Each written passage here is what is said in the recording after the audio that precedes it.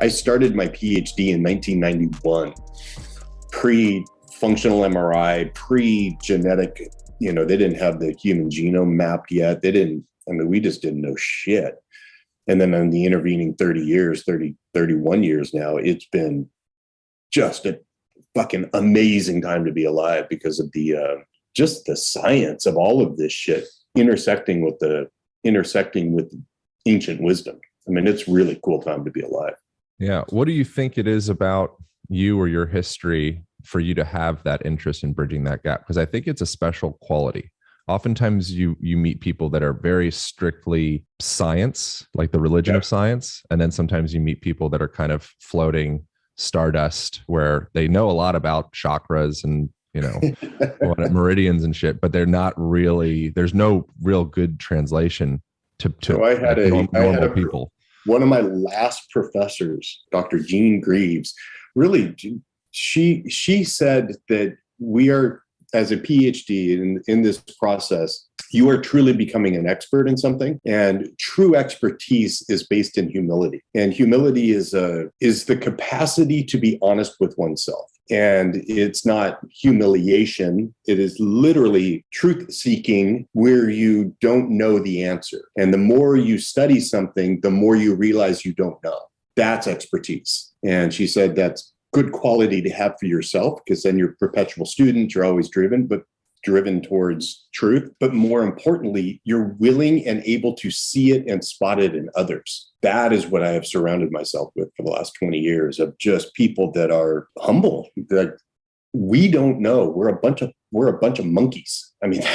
We are animals. We are squirrels, cats, dogs, and people running around on this planet. Homo sapiens, we're just another animal. And consciousness is what we believe separates us from the animals. But dolphins and whales and some of these other higher order mammals have consciousness. You monkeys, chimpanzees know that they're chimpanzees and know that they're not people. And so it's I'm not sure we're really that unique.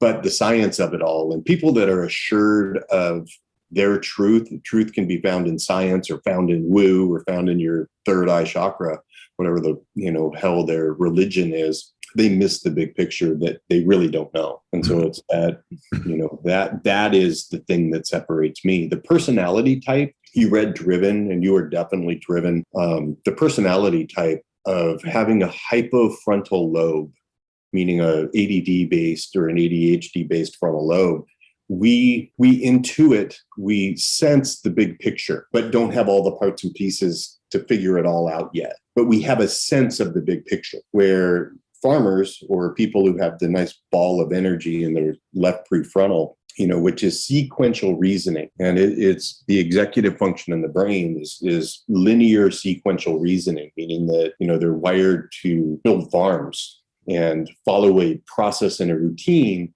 that keeps their world safe and predictable. Where hunters, drivens, we don't do that. We see the big picture first and then try to figure out what is the best path through it. And so we just have a fundamental, constitution of going through the world in a different way. That almost killed me, because it is a farmer's world. That third grade experience, fourth grade experience, like, well, guys, what the hell are we doing memorizing multiplication tables and spelling lists? Like, this is pointless, guys. We're like, what the hell? Where 95% of the class is, oh, just do it and everything's going to be fine. That's the way they created it for them, where that with the reward system that I'm wired for, I'm wired to feel like there's always something missing, wired to feel like there's always something more. And with that big picture thinking, I'm able to see that what you guys are doing is a waste of time. And that feeling, the core thing of what I've been working on lately is really identity work, that farmers have a very nice, simple, clean identity. As we went from little nomadic tribes of 30, 40, 60 people into these massive 1 million, 10 million, 100 million, nation states and societies, people became butchers and bakers and candlestick makers. Where drivens, you, me, and the people that are interesting in this world, we're wired with this weird, ambiguous sense of self. We really don't have a clear identity, because we don't have that nice little part of our brain making sense of this bizarre experience being alive. And so we're left to use often our emotion for identity. And I felt like there was something missing or wrong with me. And that's where toxic perfectionism and imposter syndrome and all of these things that drove me, still drive me to varying degrees, but drove me into 2 PhDs because I didn't feel smart enough, drove me into, I didn't feel like I was in very good shape. So wound up doing triathlon, long course, fucking Ironmans and shit for 10 years. And like, you know, trying to prove that I was not less than others, which eventually sent me into Zen, sent me into really deep spiritual seeking. And if you follow the meditation paths, you know, I started Vipassana and went into Hinduism and Paramahatsu Yogananda for a while. I mean, I did it all. Vedic Christianity is kind of where I landed, but Vedic Christianity mixed with Zen. And it's it's a humility-based spirituality. We don't know we don't know, but you know, you can't understand God, but you can get to know God. There's two threads that I'm interested in going down. So I have to like bookend one. The one is the concept of humility and self-acceptance and shame and getting into like Jungian psychology and shadow work and things of the sort. I think that's a really interesting, important topic that I want to discuss with you. And then the other part, I think just it would be valuable to unpack exactly what you mean by the concept of a driven personality type. And for someone that hasn't read the book Driven. Okay. So just defining that. And I think it's interesting, so like the hunter-gatherer compared to the farmer mindset. Right. Is that something that you feel is like an innate nature, or is that a nurture that we're learning how to be that? And then piggybacking on that, I've had, are you familiar with Gabor Mate? I met him and worked with him. He's done therapy on me. Oh, great. Yeah, I love Gabor. We've done maybe several. We've done 2 podcasts together, and I greatly value and appreciate it. Yeah, just for more reference, more kind of background on me. By accident, I walked into Peter Levine in the park in the mid-90s. Peter Levine is a foundational body worker that brought the science of really trauma healing out. He's like the godfather of somatic therapy. Yeah.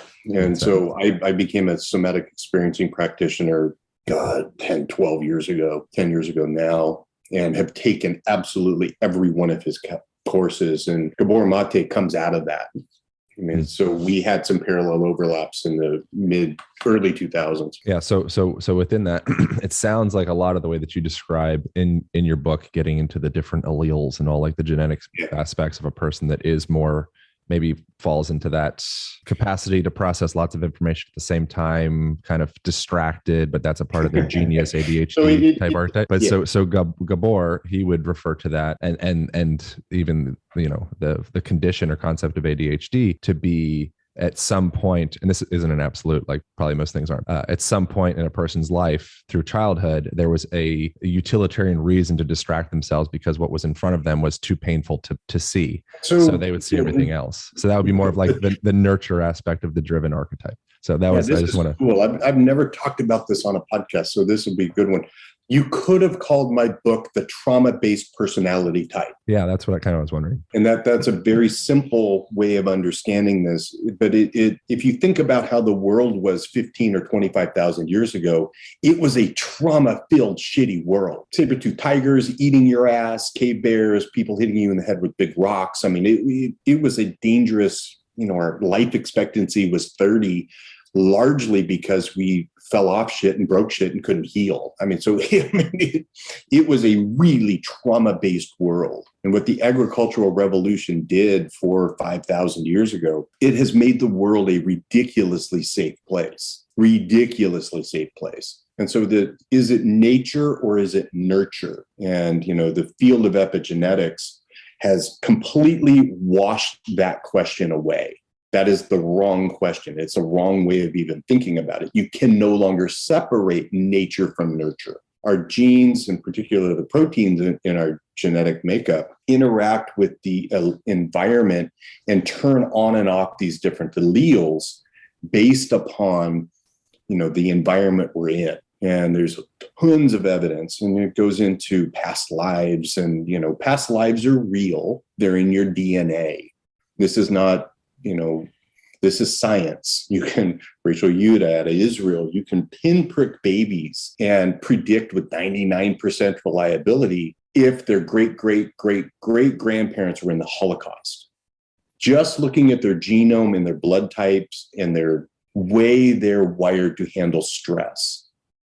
And so it makes sense, that we're all a bunch of animals, and we come into this world not as a blank slate, but as a potentials. And that's what they talk about in genetics, and that's why you have 5 kids in the same home, and shitty, chaotic, dangerous home. Dad's an alcoholic, mom's not protecting you, people beating up everybody, that chaos and drama. Yes, we will develop a personality type to survive in that world. And my doctoral dissertation, this goes into shame and identity, but my doctoral dissertation was about self-fulfilling prophecy. And I get into it in my book. But let me stay on the driven before we tangent too much. So what does it mean to be driven? So basically, driven is a rebranding of this trauma-based personality type or shame-based personality type.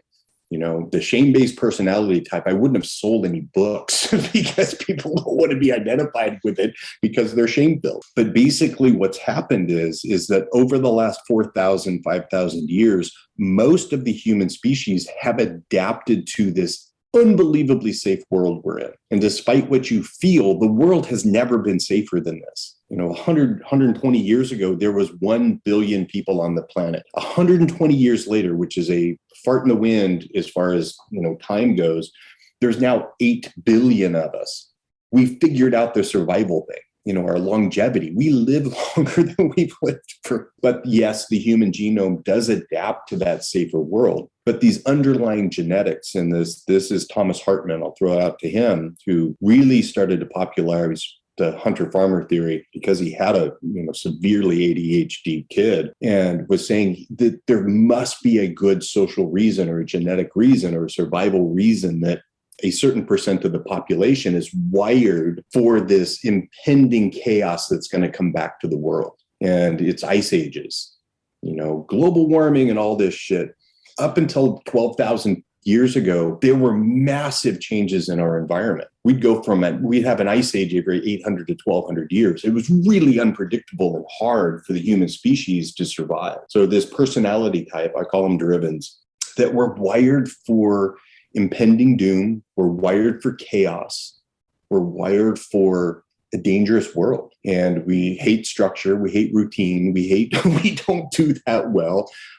If someone else is, that's my joke, that I always say, if someone else is telling me not only what I have to do, but also how to do it, and don't give me an opportunity to improve it, or, they just do your work and shut up, I lose my mind. It makes my inner world feel like I'm trapped.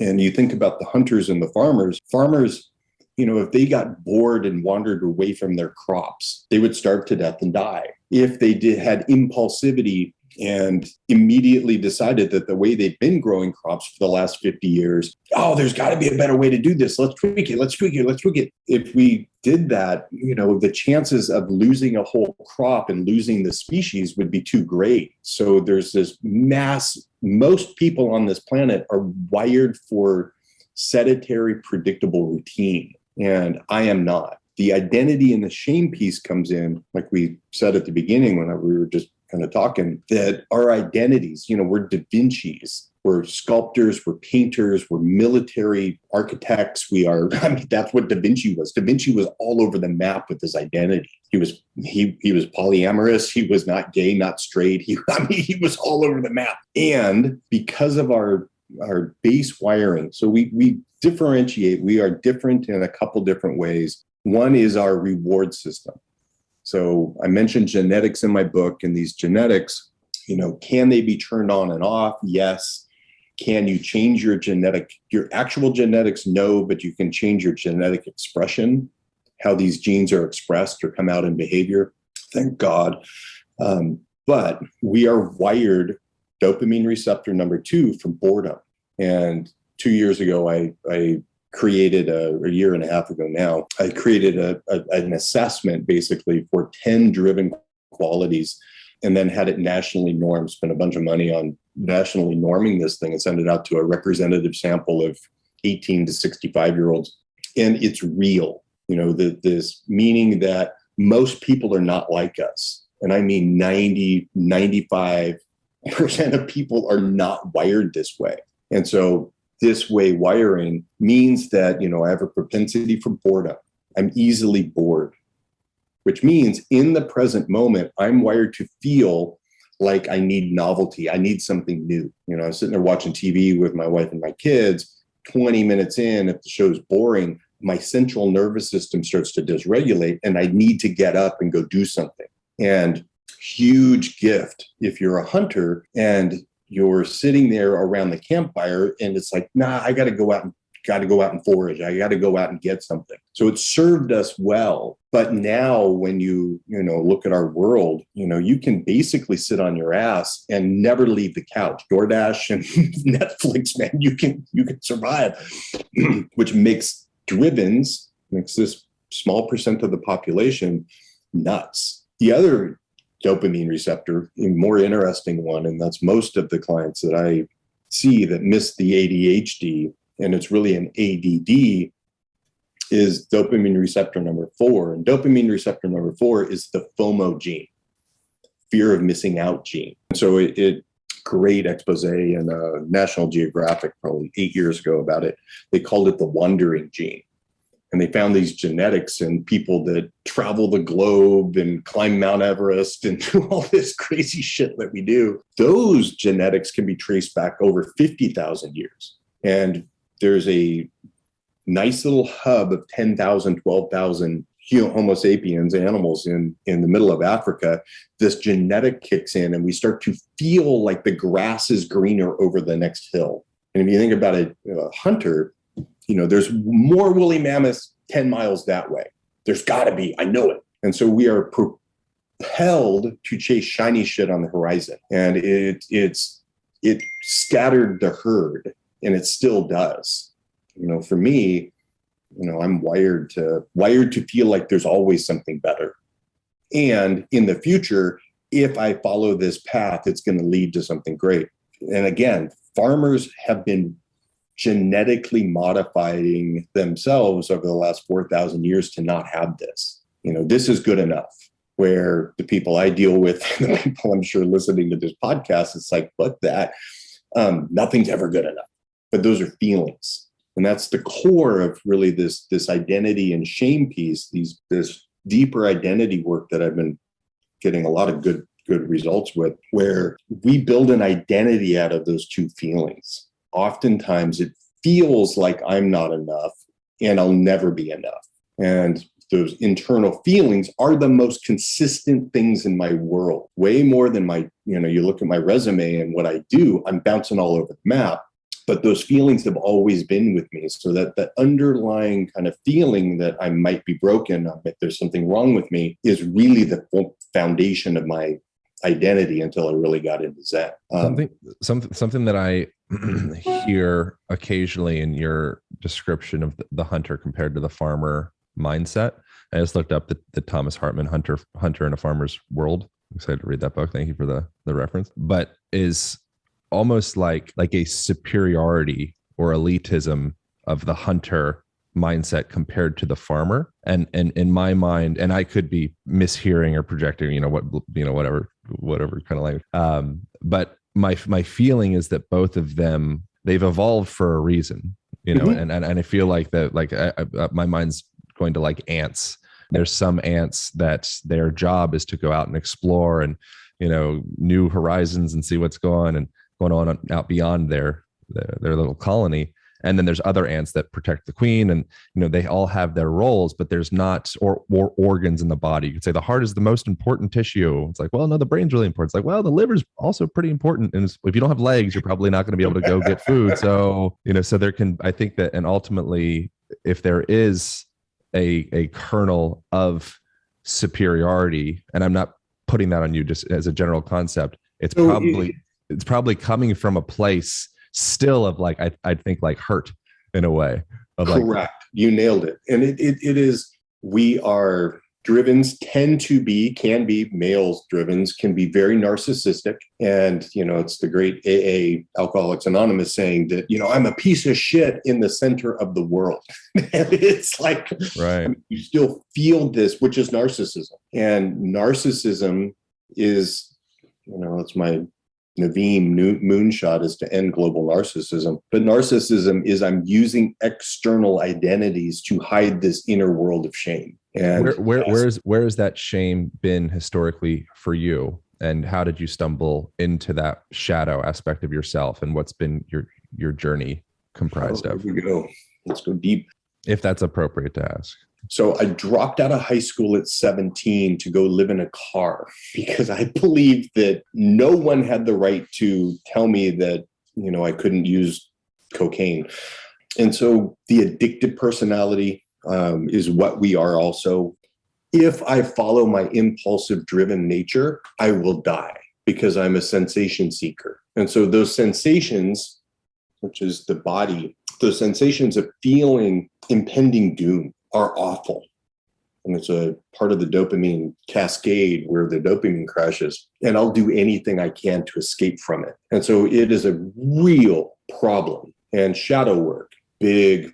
I've read everything by Carl Jung, which is a bitch to do, depending on the translation. But Joseph Campbell does a really good job with it. It understanding, and Carl Jung was so many years in front of the science and really understanding that human beings have an inner world. And Sigmund Freud was, Carl Jung and Sigmund Freud really wound up hating each other because of this. Sigmund Freud was a scientist and wanted to keep things in the science. If it's not medical, Carl Jung said, well, you're going to miss the human experience because our inner world of thoughts and feelings are really what's in charge of us.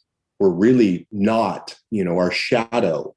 And you see me put my hand on my chest. Our shadow is not a mystery. It's right below our nose. It's our body. And in the last 20 years, 15 years, the hippies are right. Trauma is recorded in the body. And how is it done? You touch a hot stove, every single cell in the nerve pathway from the tip of your fingers to the spine, remember that experience epigenetically. You have nerve memory. When it hits the spine, the original mind, the spine in the body sends an impulse to contract muscles away from that. That's also recorded in the body. And so those two traumas in the body on a genetic level, it's here. And as I said with Rachel Yuta, you can trace it back for generation after generation after generation. And it's interesting, in mice, it's about 4 generations of on both sides. In the sperm, if your father has trauma, it is carried into your genetics. And it makes sense, that the body is going to remember what it takes to survive in the environment. And this was my doctoral work. Thing that connects the body to the brain, this limbic cluster, if the body is the hardware system or hardwired for trauma, the limbic cluster is the software system. And, when we walk into the kitchen and you see the pattern of square metal box with 4 burners, a little bit of this trauma response happens in the body and you recoil away from the potential threat, all unconsciously, all pre-consciously. The monkey mind, the thing sitting on top of all of this, is then after you have responded unconsciously, then it tries to make sense of why you're doing that. And so it's not largely talked about in the psychology world, because the world in general, we love to believe that we're in control of ourselves. But as Carl Jung said against Freud, that's bullshit. We're not really in control of ourselves. Well, yeah, we are. There's the argument. But on an unconscious body level, the body is making tens of thousands of decisions every day that you're not even aware of. And that was my doctoral dissertation. This is why January, this month, sucks at the gym, because everybody's monkey mind is temporarily overriding the body's resistance to change. And that's really the core of my doctoral work was, that we have 2 operating systems. One, the neocortex, that can imagine can imagine a me, soon to be 54-year-olds with a six-pack again. I can think about that. Oh God, it's going to be great. I'm going to do the, but I have this operating system down below my nose that doesn't have better as a goal, has the familiar as a goal. And so as things become unfamiliar, we resist physically continuing them because change is scary. I wonder and by below your nose, you mean the entirety like of the body, visceral system, like brain stem? All of it. And it is, the East meets the West. And, I've been 30 years doing this stuff, and I've seen mindfulness come. We're on a third wave now, but it's back when I first started, there was a big mindfulness wave kind of going through the culture and going through society. And then within a year or two or three, people really get into it. They find out that's hard. And they stay, all of a sudden it fades to the background, but oh my God, it comes back. Because what's between your ears and inside your head is called the brain. What the top of your head to the top of your toes and every single cell in your body is the mind, including the brain. I would include the environment in the mind as well. Obviously, it's semantics. And the culture that you exist within, and ultimately you could keep on, it's such a subjective word, but I think it's impossible to parse out our relationship to our like skin bag body in relation to like environmental. But this conditions. is why Zen, and this will get me onto another podcast with you, I'm sure, because we can go long form on this one. But that's why I like Zen, because Zen, simple question, is your body and breath one thing or two? Well, again, subjective, but I'd say one thing. Well, but from my subjective experience, if you're not I would say one breathing, thing. If you're not breathing at all, your body still exists. Yeah. So I would go but back. It doesn't maintain itself without the breath. And so we start to tap into this non-dual. The answer is yes. It's like the Alan Watts has a bit that I'm sure you've heard in relation to bees and flowers. Mm-hmm. So the bee is just a continuation. It's an organ of the flower. So flower doesn't exist without the pollination of the bee. So the bee could be like a sexual organ of the flower. It's Correct. the same thing with like orangutans in a rainforest. They're literally a it's a mobile ambulating sexual organ that's busting a nut and dropping it someplace else to perpetuate the tree. It's pretty fucking cool when you think about it. It's amazing. Yeah. And fruit is, we eat fruit and poop out the seeds, and that, so this symbiotic or, relational thing is what Zen is all about. Zen is, this will get, directly into it really quick, is that, Zen is very simple. It is subject and object, and it's all about the relationship. And I have gone down every spiritual path there that I can imagine. And I've concluded God is not a thing. God is a relationship. God is a state of being in relationship. And, the Trinity is a great example of that and not talked about. It's God, God the Father, the Son, and the Holy Spirit. How many gods are there? There's only one God. And, Einstein is, the universe. We are not separate from the universe. There is one verse. And, our distinct feeling of being separate from is what allows us to actually experience the connection. And so you can't have the connection without the disconnection. So you can't have one without two. All of that is nice for your neocortex to make sense of. But what happens is when the human body, one of my favorite names for God used throughout Hebrews, is presence, capital P. And God doesn't operate in time. And so when you let go of time, and literally the Sanskrit or the Greek word that Christ used for eternity is timelessness. It's not never-ending time. It's an absence of time. But what happens to the human body when we get into the present and start to experience being, not feeling, being safe, our body will start to dysregulate. Because we're uncomfortable with that sensation. It feels unsafe to be safe. Deeper than that is our trauma starts to come out of our genetics, which is the body is trying to rewire itself for the present moment of safety, which is incredibly unfamiliar to the mind, to this whole thing we're living in this meat suit. And it's when the guys come back from Afghanistan is when they flip out. They don't flip out when they're in Afghanistan because they're in this environment that is familiar to how they need to operate. But when they come home and experience safety is when post-traumatic stress or the body starts to try to dump these multi-generation trauma loops that we're in. And, it's why you date the same person over and over and over, why you have the same amount in your checking account over and over and over, because if it starts to go up too much, the body, part of my doctoral work, it's why lottery winners blow up their lives within 3 to 5 years, because they can't handle safety. And so the trauma-based personality type and the Peter Levine stuff and the Gabor Mate stuff and all of those practices, somatic practices, are about really getting out of the way of the body so the body can do what it's best at. Another one of my great trainers, Steve Hodgkinson, he says, the body is 100 million year, unbelievably brilliant healing machine. It's my joke. I've got this 100 million year old healing machine that I'm living in with 53 years between my ears fucking it up. And so allowing my body to actually be in the present in your work with, just embodiment is a trauma healing process. And that trauma healing is literally changing our genetics or changing our DNA to adapt to the present moment rather than actually trying to fit, the outer world into our inner world.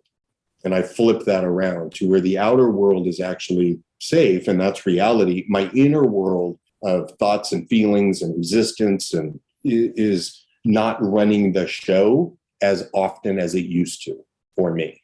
Still running the show, but it's not as often, and I seem to have more. I lean on Ram Dass a lot. Oh yeah, for these things, and it's one of the things that I borrowed from him and said on here way too many times probably. So I'll keep it short. But your neuroses, they don't like die, or you don't like cut them out or anything. They just become manageable. So as opposed to being these big monsters that are running the show, they are like, he calls them like your little kids. Then you can have them around the table and you guys can have tea together and you can play and like, oh, they can like pat them on the head. Like you're there. And I think that that's when sometimes people, and this is where I think the whole like self-help inner work kind of, self-development space can get a little funny. When occasionally I hear words like dropping a thing. Well, maybe dropping baggage is okay, but like cutting something out, releasing, dropping, as opposed to coming into a relationship with acceptance, union. Yeah. It's the relationship with, great way to talk about it. Yeah. And it's because the example I was using before, and I use it a lot, is this hot stove metaphor, that we react to the stove, whether it's hot or not. We recoil against it, we brace against it. It can be, and it's unconscious. You don't have a choice in that. It's a reflexive system. And as a human animal, we're always turning sticks into snakes. And our body will tell us it's a snake. And if you can't pause and actually meet that with curiosity and see the relationship you're having with this object, and how, I say it all the time, feelings are bullshit. They're neuropeptide reactions you're having in your body, but they're the most important things in the world because they literally change your perception of reality. And if I'm really scared and feeling really, really scared and feeling, not abundant, and I look in my checking account, that number will mean something very specific to confirm my emotion. So we're living in that biased loop. Isn't that a bit of an absolute to say that feelings are bullshit?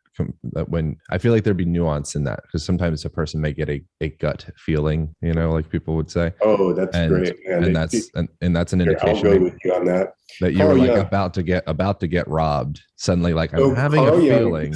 This snake is a snake. This is not a stick. This is let me do it. Intuition is not a feeling. This is what Carl Jung blew up on Freud about, and Freud blew up on Carl Jung about. Carl Jung said there's two internal feeling functions, or two internal functions. We have thinking, we have feeling. And intuition is an external function. We have the world of objects and things, things we can see and use our senses for. But then you have this other thing called intuition. Intuition is an external function. I walk into a room, I'm walking down an alley, and my hair on the back of my neck goes up. That's not a feeling. That's a sensation. But it could be as misdirected and like But noise-based then as any it feeling. triggers, just like everything else, when you have a ping to your radar, the neuropeptides then react, and I might call that fear. But intuition is much more like weather. I can walk outside and it feels like rain, but how I feel about rain, if we're in a long time drought, oh, it's awesome. If I'm going on a picnic, oh, it sucks. But my sense about the rain is still the rain.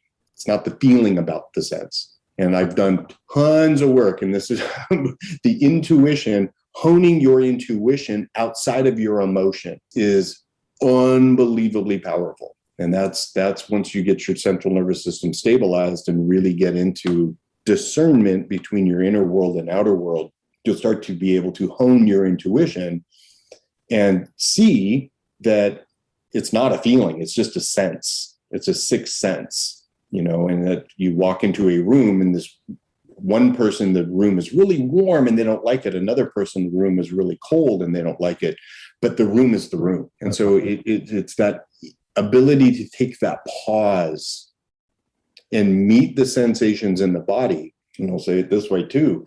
There are no feelings in the present moment. There's no fear in the present moment. There can't be. There's a lot of sensations in the present moment, which are then past the caudate into the brain. And then if they're strong enough, they get into the higher order of consciousness. And then we get narratives and labels and predictive. So there's this defining difference between what's happening in the body and our interpretation of it. Right. But it's a seventh of a second. It's usually so fast for most people, they can't discern the emotion from the radar ping. So you're calling intuition the objective environmental stimuli, and then feeling would be once that stimuli passes through your own internal filtration system, then it alchemizes or changes or whatever personality into. Yeah, Carl Jung, who defined intuition, he came up with the word. That's his definition of it. It's an external function. Yeah, Myers-Briggs is based on it. We have introvert, extrovert, then you have intuition versus sensate. Are you an intuitive or are you a sensate person? And then you have thinking and feeling, and then you have, the way you organize the world, which is you're either a perseverator, endless possibilities, or you like things in boxes, which is your judging. So something that I'm interested in relation to this conversation is I've done a Vipassana, I've done just one. And in that, you have this tubby Indian guy called Gwenka. It's super sweet and amazing. He's like everybody's dad. From his lens, or the Vipassana lens, the path towards freedom or liberation or samadhi or whatever would just be being with yourself. Like, don't do anything, don't meditate, but don't do any kind of special meditation practices, no dristi, no mantra, just literally just allow these samskaras to come up. Samskaras are like past traumas, holdings, contractions, and just be with it. That's all you need to do is to not do. Goenka, and it's the art of living in Goenka. But then I want to juxtapose that with then you could go into maybe see a talk therapist and go more like maybe they come from like a psychoanalytical background or whatever their thing is. And then it's like, okay, now we're making reasoning of the stories that we're telling ourselves, which also I think is true in relation to like the war vet, that they may have a higher instance of PTSD if the story that they have about the war that they were in suddenly shifts. So they were in this scenario, they thought they were a freedom fighter, they found out 2 months later that they were a terrorist, and you're like, oh my God, and then suddenly everything shifts. So there's a story element. And then hold on. And then the last parts, I want to have like these three pillars. I think ultimately they're all relevant, would be the somatic components. And then you get into Bessel van der Kolk and Peter Levine and, those type channels. And it's like, oh, actually this is stored in your body. And I think ultimately they're all true. But what are your thoughts on that kind of like trilogy of getting into your shit? And you can just say narrative. That sounds most stupid. 99% of narratives in your head are designed to keep you out of your body and keep your trauma from coming out of your body. And so my blast against psychotherapy and talk therapy in particular, ego therapy, for lack of a better word, the ego is this narrative self, or this sense of what's familiar to me, what I like, what I dislike. And I mean, most people have no clue what embodiment actually means, and they're living in this narrative in their head, not realizing that they always park in this one particular place because it's familiar to them. They don't even know they're making those choices, but they have a wonderful narrative as to why. That, it's February 14th. 80% of people don't even remember their New Year's resolutions because they've come up with an acceptable narrative in their head, justifying how their body is resisting change. And that is, the real new kind of way of understanding human beings. And Peter Levine, Bessel van der Kolk, and, the Gabor Mate, all of them. It's not very popular because it really sucks to get into your trauma and do your shadow work. It's hard. It is horrible when you are in the depths of your shame. And it's a lot nicer, and if you're a farmer and you got a nice little job and you're worried about your wife or whatever, and you go into talk therapy and you come up with a nice new narrative, and you and your wife come up with a nice new narrative that keeps your trauma in check, and everybody agrees that I'm not going to make that face at you anymore because that triggers your hot stove reaction, and therefore that, I don't want to do that, and I'll learn not to do that, and therefore, but you're never dealing with actually the body's real reactions. You're just coming up with a new narrative. Where if you're driven, I don't believe you have a choice.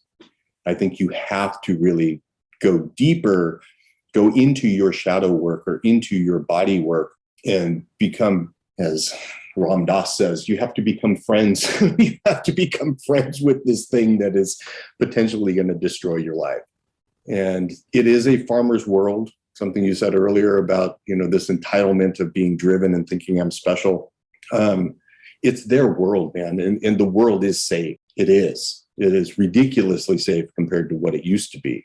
The chances of you or I dying in a war or getting eaten by a lion is zero. I mean, it's just not going to happen. But, that ability for me to still feel like I'm not enough has forced me into questioning, well, who am I then? Am I my feelings? Am I my thoughts? Am I my intuitions? The way I do it in my book is as a driven person, quickest path to hell for us is trying to figure out who we are. It is, because there is no who. It's like, what do you mean? So I answer that very simply with the what. It's what I am. What I am is an animal. And how do I fully embrace my animalness? How do I fully experience myself in my body as just being an animal? When I go down that path and I learn how to become present, my trauma will start to come up. And when my trauma starts to come up and then my body starts to dysregulate, if I can maintain a sense of curiosity and wonderment and maintain this knowledge, wisdom that I am actually safe. Yeah, but my body's freaking out. I don't feel safe. I feel awful. I feel terrible. I feel bad. I feel all of these terrible things, but I can use my eyeballs to actually reality check my central nervous system, which is called meditation. My body, 100 million years of organic healing intelligence, it knows how to heal itself. Meaning that when my wife makes those eyebrows and it reminds me of how my second grade teacher was a bitch and judged me, I'm not reacting to her as if she's my second grade teacher who, I'm able to actually feel that initial flash of pain, shame, whatever you want to call it, meet it with curiosity. And as Carl Jung says, it will morph itself into something different. And, the lead, that's the alchemy model. The lead, this heaviness, this pain, this hurt, all this in my body is actually gold. It's really not lead. And so I can see how my wife isn't my second grade teacher. She's not a bitch. She's actually a really nice, warm person. But my body was lying to me in a flash of a moment. And then it morphs into gratitude. It morphs into presence. It morphs into appreciation, all of these abundance, all these great other names for the way I can be, rather than full of fear and pain and hurt. Or I can be more like the definition of God. I like the tool, like the language tool or the framing tool of the letting go of who I am and observing what I am, because it feels to me when you say that the who I am feels like this all encompassing, like the roots are like really wrapped and integrated in. Whereas the what I am suddenly creates a little bit of distance to allow maybe more acceptance of even like the gnarlier, what it's just like, oh, like if your dog has diarrhea or does something shameful with some other dog or something like that, you're like, oh, it's a dog. It's, it's going through its thing. It's some past conditioned whatever. And like, here it is. And here it is, you can come into full acceptance with that. Whereas I think that, and I feel like there's something that happens there with the question of who compared to what. And then the next step, and this is my website and everything else, is I am driven, which is what I am as a Homo sapien, an animal, another one of God's creatures running around on this planet. Cats, dogs, squirrels, we're just another one of animals, but I'm also driven. And so I have a different reward system. I have a different brain structure. I understand why most people they love a W-2 job. They love it. It's predictable. It's safe. They have predictable paychecks every 2 weeks. Those kind of things make me crazy because I'm driven, not because I'm bad, not because I'm different, not because I am different, not because I'm bad, not because I have ADD or some label that some psychologist wants to give me that explains why I need this medication to fit into the farmer's world. And so it's unbelievably relieving. It's just what I am. But I'm not my trauma. I'm not my reactions. Those things are changeable.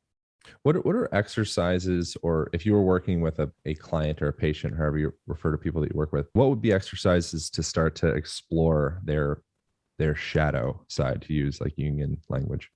So meditation. And if you're driven, and I do a driven meditation, it's based on Zazen. It's based on a sect of Zen called Rinzai-ji. And it's eyes open. And it's very simple. There's a style of breathing. There's a lot of breathing that happens with it. But breathing is a very trippy thing. It can be both controlled by the neocortex or your monkey mind, but also is in your parasympathetic automatic nervous system, autonomic nervous system, to where I don't have to think about my breathing. And so on my in-breath, I'm in control of my breathing, and I breathe in. On the out breath, I'm letting go of control and allowing gravity to take the breath. And if I'm using my eyeballs to reality check what's happening in my central nervous system, meaning that my inner world tells me that I'm anxious and I'm scared, but I use my eyeballs to look around and see my immediate surroundings. There's no saber-tooth tiger here. There's no cave bear here. There's nobody with a big stick going to hit me. I am safe. Period. Yeah, but my body, isn't that curious, or isn't that interesting how my body doesn't actually match my reality? When you do that, combined with that style of breathing with your eyeballs open and looking around, for 2 minutes, I start everybody at 2 minutes, you'll experience a very quick, the parasympathetic, when it starts to kick in, we start to relax very quickly. And presence, or the present moment, we start to experience this thing called grace. We start to experience safety and peace for no apparent reason, for no earned reason. We didn't do anything for it. It's gravity. The more awareness of gravity we have, and we use our eyeballs and surrender, let go into the present, we feel better very quickly. And I mean, 2 breaths, 3 breaths in, you will see how your body and your brain start to collude against you with these negative thoughts to make you feel tension again, because your body doesn't want to actually let this trauma up, or your body is actually trying to let the trauma up, but it doesn't feel good. And if my body can convince my monkey mind that I'm actually not safe because I didn't pay my taxes, and oh my God, I didn't call that person back. It's just this loop that we're in of the narrative as to why I'm anxious, rather than actually reality. But there's no reason for me to be anxious right now. And that's, I have an understanding of my spiritual practice is that, the present moment is filled with grace. The present moment is safe. The present moment is abundant. The present moment is grateful. The present moment is all these different names for this state of being that you can be when you're in the present. But the body is going to say, yeah, but you can't tolerate that for more than 30 seconds because it's going to start to try to let go of the trauma. That's going to come up into the neocortex in your monkey mind and turn into thoughts very quickly as to why I'm still a piece of shit and I'm not good enough and don't have enough money. I'm going to die broke in the gutter. That's where it all leads to. But it is that ability to see this logically and go, whoa, there's that shit Doug's talking about. This is the exercise. There's that stuff Doug's talking about. And there's no reason why my body is dysregulating right now other than past trauma. And when your trauma becomes from the past rather than in the present, it's Bessel van der Kolk. Great. Trauma has nothing to do with the past. It has everything to do with your current reactions in the present moment. And there's no reason for me to actually be tense and going into this shame curl right now because I'm safe and there's no one around me and there's no one shaming me. Therefore it must be old. You sit with that for 30 seconds, 30 minutes, 30 years, it will actually start to rewire itself and become less. And those deep shadow pains and physical sensations morph into gratitude, morph into these other feelings that are, the other thing Carl Jung said, everything is a dichotomy. Everything is split into yin yang. But is it masculine or feminine? Yin yang has nothing to do with masculine and feminine. What it has to do with is with the relationship between masculine and feminine. That symbol is yin yang interrelating and interacting with each other. When I can feel that relationship between the dark and the light, that's where I can get the healing. But it's the relationship, not the dichotomy. And so it's 2 minutes, turn on a timer, and literally I start people with breathing normally. So you're going to take a big breath in through your nose, hold it, never push your breath. You're slowly relaxing the muscles and gravity will take the breath. That triggers a brainstem response through the vagal nerve and sends signals of safety into the brainstem, which very quickly triggers the body to start releasing trauma. And as long as you can, and I do start everybody at 2 minutes because it's real medicine. This is real medicine. This is not, this is real neurobiology. And if you do too much, less is more. If you do too much, you're back to lottery winners and I'm going to get a six pack. No, don't start that way. The way you make change is you make a very small change and keep it. Make another small change and keep it. Make another small change and keep it. Like digest it. Digest it. That's what is Zen. You eat the shadow. You become one with it, and it morphs into something bigger. What a great connection, man. I'm glad we got time to be able to connect. Kindred spirits from afar. Yeah, no kidding. This digital age. Where do you live? I moved to Austin in June. Oh, did you really? Yeah, we're out here. But I was before that. I was in Los Angeles.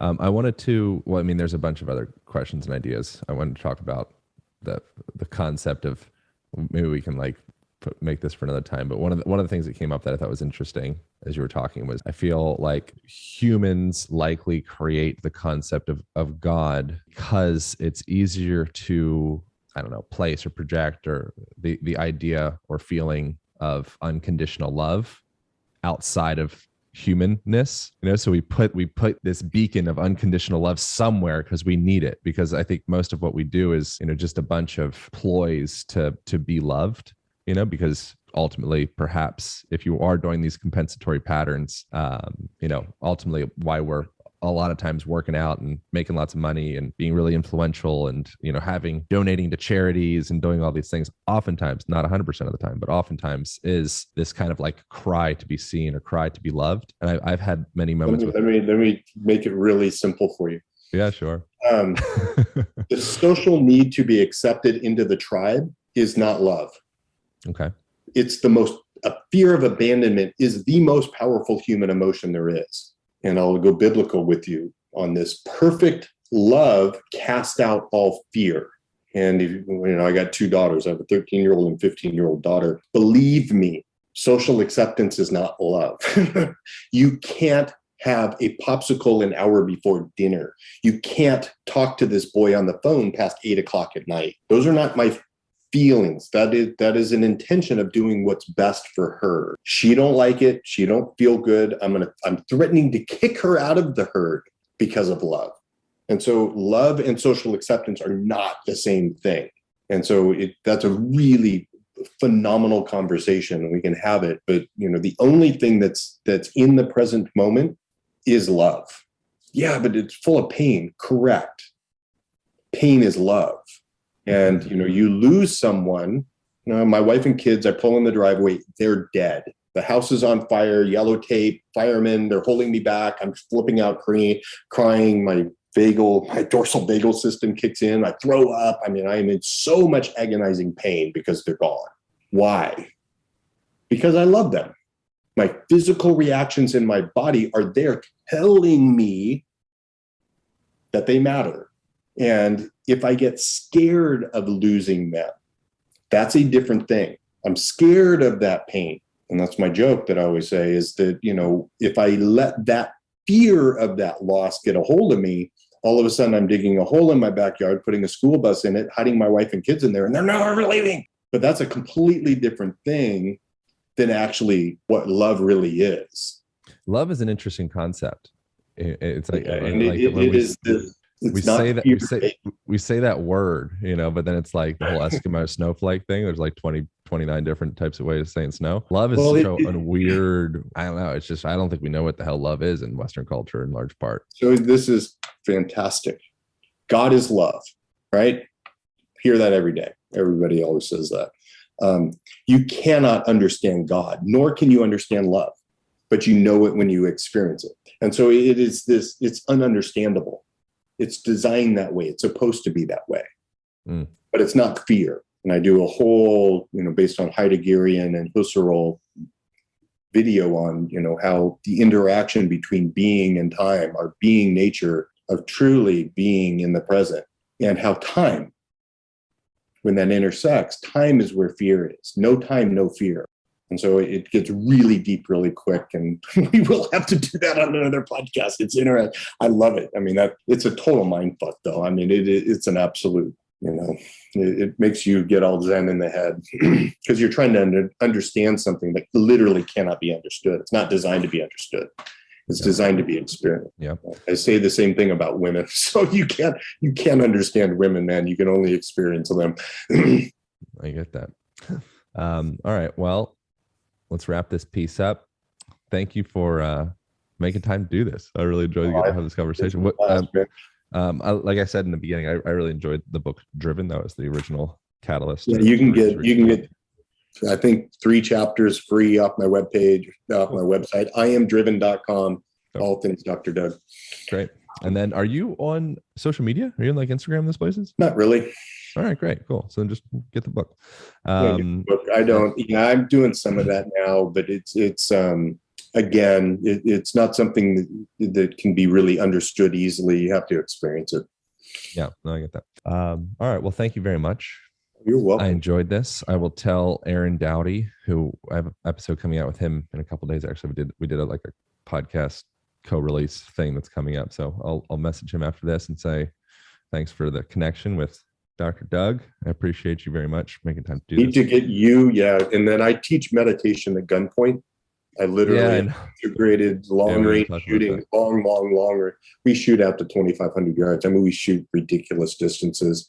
And it is the best way to experience presence that I have found. Yeah, there is no recoil in the present. But when you're sitting behind a 375 Chi-Tech, it's very difficult to not anticipate recoil. It's like, I would love to do that. If you ever make it out to Texas, my friends have a lot of guns. I just have one cute little Glock 19. But we get out and shoot semi regularly. And if I make it out that way, I'd love to explore that. It'd be a good time. Fantastic. All right. Well, thank you. Appreciate you very much. Thank you all for tuning in. That's it. That's all. Over now. Wow.